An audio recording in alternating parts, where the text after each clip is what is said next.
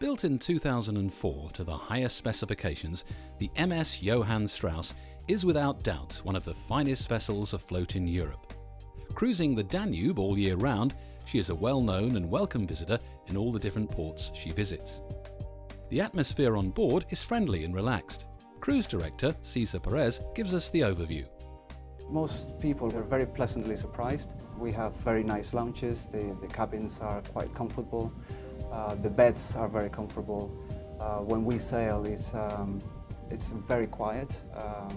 Sometimes you just feel like it glides through the river. And I think there's something very special about the Strauss, and it has to do with the team that we have here. The staff are very special. We're very lucky. We have a great ship, great staff, and great passengers. Noble Caledonia's local agent, Barry Lloyd, has been involved in organising Danube cruises for over 30 years, and perhaps knows the river better than anyone. It's possible to take 7 or 8 cruises and still not go through the same city twice because of the variety of river cruising that there's on offer now. Particularly the cruises which go, for example, from Vienna down towards the Black Sea, go through countries which, before the fall of the Iron Curtain and even more recently, would not have been very attractive to passengers to travel by land or train, and have now become very easy to travel through because of the comfort of the Johann Strauss. The ships are, by the very nature of the cruising, rather small compared to ocean-going liners, and this means that there's a very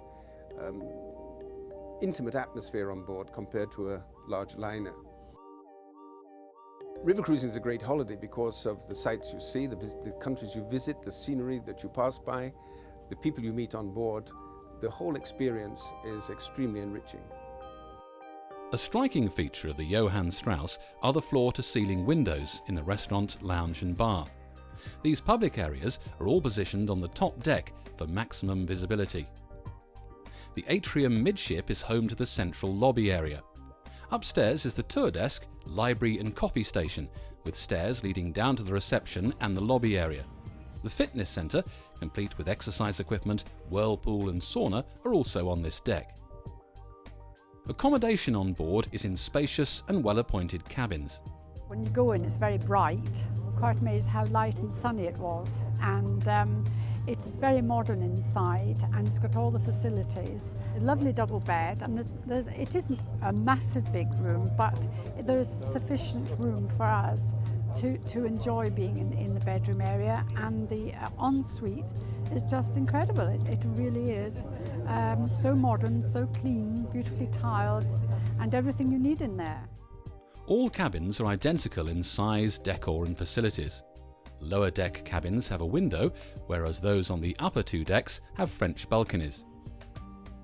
It's quite spacious. I mean, for 2 it's perfect, isn't it? Yes, and the bathroom is lovely, you know, much more room than I'd expected. Beyond the cabins, there are plenty of areas to sit and admire the passing scenery. In good weather, the sun deck is the perfect place to relax with plenty of chairs and lounges. And if you prefer to be inside, you still won't miss a thing. All the views as you travel along give you this wonderful feeling of openness. And the structure is, it's all windows really. So it's views all the way, it's fantastic. Dining with an ever-changing view is always a pleasure. For breakfast, there is a choice of hot and cold buffet. At lunchtimes, there is always a soup of the day, and salad options as well as a la carte dining. Afternoon tea is always popular, and dinner is often the social highlight of the day, with a 4-course menu often featuring local dishes and accompanied by a good selection of local wines. I think the food is really very, very impressive. There's a wonderful menu each lunchtime and each dinner time, and a glorious choice of dishes. It's very, very well done. Beautiful to look at, beautiful to taste. It's smashing. The open seating policy in the restaurant adds to the social atmosphere on board. I like the free dining. When I went before, it was fixed. You sat at the same table each time, but I'm meeting lots of people and it's interesting. The atmosphere is very pleasant. I think everyone seems to get on very well with each other, and the very fact that you eat in the dining room with different people at different times adds to that. In the beginning I was rather fearsome of it, I must say, as to who you might end up with, but it didn't. It turned out extremely well. The joy of a river cruise is in the ease of travel and the opportunity to visit multiple destinations. Even in the relatively short sailing distance between Budapest and Vienna, there are plenty of contrasts. I like the variety that you can just stay on board, or you can walk, or go on a coach trip. I like the sort of pattern of it, yes. It's very relaxing. You can hop ashore and walk on your own if you wish to. You can get a taxi quite easily, or you can join the official tour. The variety is there for you to choose. No one's breathing down your neck, pushing you, insisting that you do this, that or the other. Although most people seem to do this, that or the other. Of course, a journey along the Danube is bound to appeal to those with a love of classical music, and selected cruises on the Johann Strauss feature a music theme. On board there will be a programme of lectures. Rodney Greenberg is a regular guest lecturer.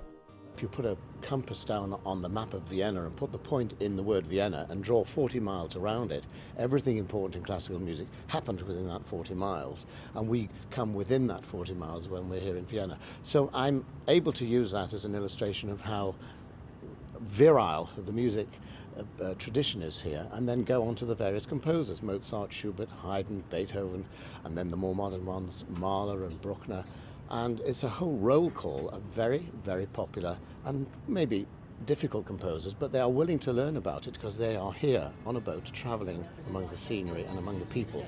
He's obviously in love with the The pleasure of being a talker or lecturer about music instead of archaeology or history is that you've got this extra dimension. People can sit for a moment, get away from your voice and listen to music. And that's a great plus for people like me. As well as the lectures, music-themed cruises also include the opportunity to attend performances ashore in a variety of different venues. The musical theme is an added attraction, and it just gives you far more choice. I like music to a certain level, my wife likes it a lot more, so we're both very happy with the programme that we're here to listen to. The opera last night was out of this world. So you move from comfortable, easy to understand description and into the reality of the opera in the theatre itself. We've been on a number of holidays where the population is self-selected, if you like, and the same thing here. The people here just love the scenery, love the food and love the music, and so you find nice people to talk to. To have a restaurant that moves between opera houses with lovely food in it is absolutely splendid. Yes. Yes. The Johann Strauss cruises the Danube virtually all year round, offering an opportunity to visit the fascinating cities, towns and villages along its banks in all the changing seasons. Itineraries vary in length from 6-night cruises between Vienna and Budapest right through to a 22-night trans-European voyage from the waterways of Holland right across to the Black Sea. The ultimate European discovery.